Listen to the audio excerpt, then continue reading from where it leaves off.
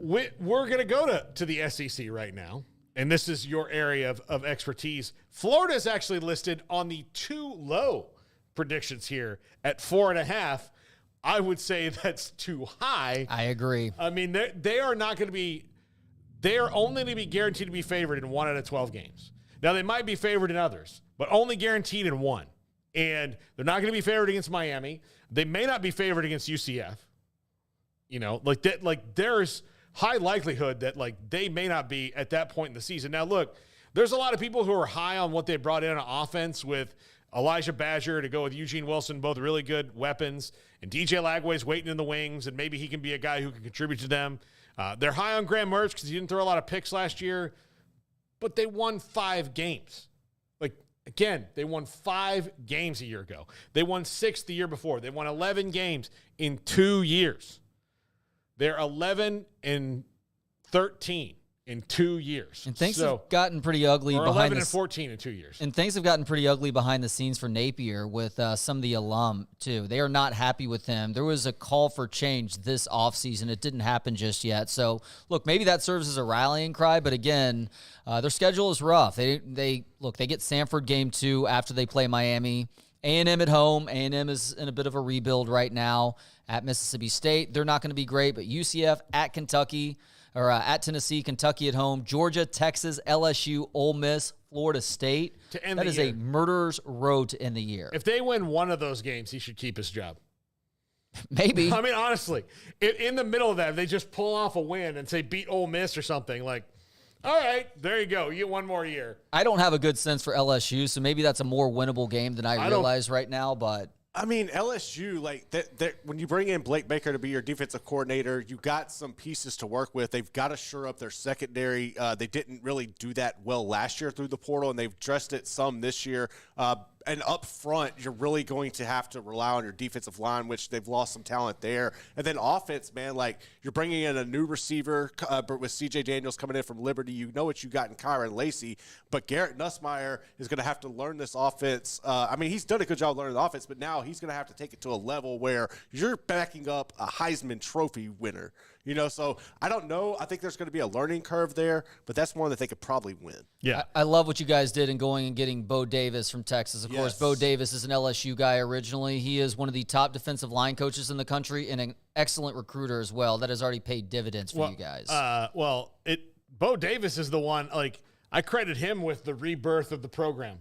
At Texas, Like, he's big part of it. He's the one. Not to mention, I mean, like, you know, Byron Murphy, Javondre Sweat, notwithstanding, like that part of it that's where Texas got its true groove back, because they never stopped having guys that were studs on at the skill positions. They never stopped having those good players.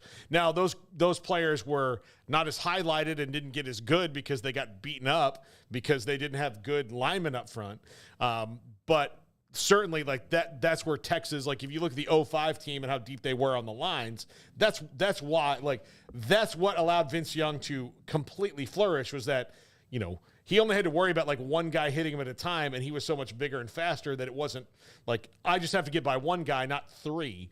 And they've done that again. But I do think that the culture reset happened because of Bo Davis. Because of what happened after the Iowa State game? Because of the He said everything that needed to be said, and he was the guy that he was the proper messenger. Steve Sarkisian was he's the overlord of that, obviously. He's the guy who's seeing it over, but that was not the button that he had. And that's fine. But like Bo Davis, it shouldn't be, by the way. Exactly. You want your strength and conditioning coach headbutting helmeted players. You don't want your head coach doing that. Now, that wasn't a headbutt of a helmeted player, but he ripped into them. But Bo Davis, like getting on that bus and like telling people, like basically the first time I think it'd been probably said in the way that the players needed to hear it, because there was this 2005 is the best and worst thing that ever happened to Texas, right? Because they proved that they could win in the modern era. And then it created this generations of entitled players that they were getting in there that had done nothing that the guys who built that did. So I don't totally agree with that because they still remained good through the Colt McCoy era. If anything, Mac Brown hamstrung the program. He did become a bit of a fat cat and too reliant on the recruiting services.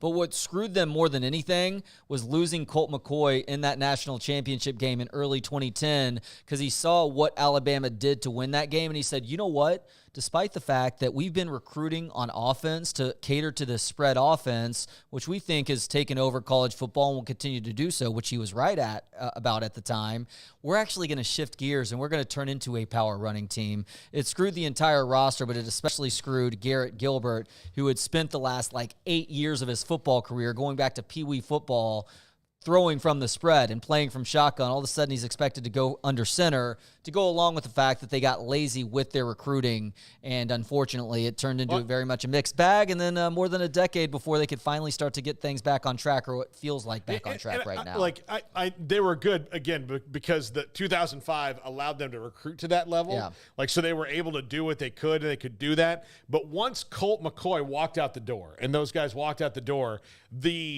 the vestiges of the 2005 team, the guys who spilled their blood and guts to win it, they're all gone. And it was all these people who are like, well, I'm a Texas Longhorn. Like, dude, do you know what these guys, how they had to come together and build it and beat Oklahoma, when they're on the rise and deal with the best Texas Tech teams ever, and all these bullets that they warded off, and they did that not just because of Vince Young, because of all these guys, the Quan Cosbys and the Jordan Shipleys and all that. Oh, you mentioned Michael Huff earlier. There were a ton of dogs on those rosters in the early to mid 2000s. And those guys had no level of entitlement past what they earned. Well, to your point on the importance of line play, Texas is likely going to have a first-round offensive line draft pick in next year's draft with Kelvin Banks, right? He's been predicted to be so since he started as a true freshman in Austin. It'll be the first time in more than 20 years they'll have had a first-round offensive lineman or first-round draft pick as an offensive lineman since Mike Williams, going all the way back, I want to say to 2002 or 2003, selected by the Buffalo Bills. In spite of that, they were still able to have those successes, not getting elite offensive line play. And it does feel like things are in a better place now because of Steve Sarkisian snagging Flood away from Nick Saban in Alabama. He is, we talk about it with Bo Davis on the defensive side of the ball. Flood has had a similar impact with that offensive line, and they finally starting to establish that depth now, too. Yeah. All right, let's go through the rest. He's got Arkansas 4.5 too high. I agree with that. I don't know what's going to happen there. I do like some of the moves that Arkansas has made, some of the guys they've gotten, but ultimately I just don't see it, man. I don't see it. I think they're going to be in the market for a coach next year. The SEC, in my opinion right now, the SEC jobs that are definitely going to be open are Florida and Arkansas. You're probably right about that. It's so strange because Sam Pittman, through his first 2 years, even that first year when they lost, I want to say they went 3-9 maybe, or 4-8. That team was fighting hard each and every game, and you finally started to see some results in year two. So you thought last year would be that year where all of a sudden they spring onto the scene and the opposite happens. So now I'm with you. I do not have any faith that Sam Pittman is the guy in Fayetteville anymore, but we shall see. They do get Texas at Arkansas this year, so they get that game at home, and you obviously have the A&M game in Jerry World. I'm not sure what the rest of the schedule looks like, but Arkansas has tough sledding because this is a good conference this coming season. Yeah, absolutely. By the way, I have to get into a Twitter thing now. After I went in the break, somebody said something that I said on the show a couple days ago, which I totally didn't. So what? Now I have to realignment nerds. Realignment nerds said I said something that I didn't say, or nobody even said. When Brian Murphy said that there might be some teams from the Big 12 that would be interested in the ACC because of where they are located, but that was just him. It's just talk. I mean, it wasn't anything and he said, here's the thing. The guy said, I saw something from 365 Sports about UCF, Baylor, TCU, and Kansas may want to go to the ACC. Paul Catalina covered it yesterday, the day before. Absolutely not. I did not. I did nothing of the sort. Nothing of the sort. People have selective hearing. Nothing of the sort. And by the way, he wasn't talking about Mac Brown's junk either. He was talking about Max Johnson, the quarterback. Well, that's another show for another day. He has in the just right category, Auburn 7.5, LSU at 9.5, Mizzou at 9.5, Tennessee at 9.5, A&M at 8.5, Bama at 9.5, Georgia at 10.5, Mississippi State at 4.5, OU at 7.5. I might tick them up a little bit if Jackson Arnold is as good as I think he's going to be, but I do think there's some growing pains there, and they've got a really tough schedule. And then Texas at 10.5. I think that's about where they need to live, and I think they'll probably there's a good chance they're 11-1. But I see them losing a rando. I think I see everybody losing a rando this year. I don't, Texas A&M at 8.5. Is that not high? That feels a little bit high, doesn't it? Yeah, I would say maybe 7. 7.5 is about where they are. But but look, 7.5 because it's 8-4. Like that's their thing. But here's what I think. A&M is going to step forward by drawing back a little bit because Mike Elko will allow them to be who they are again. Anytime that they try to be they've since they joined the SEC, they have tried to be like flashy SEC. It's not who they are. Right. It's not who they are. This is they're still at their core guys who wear khaki. That's what they are. Be that.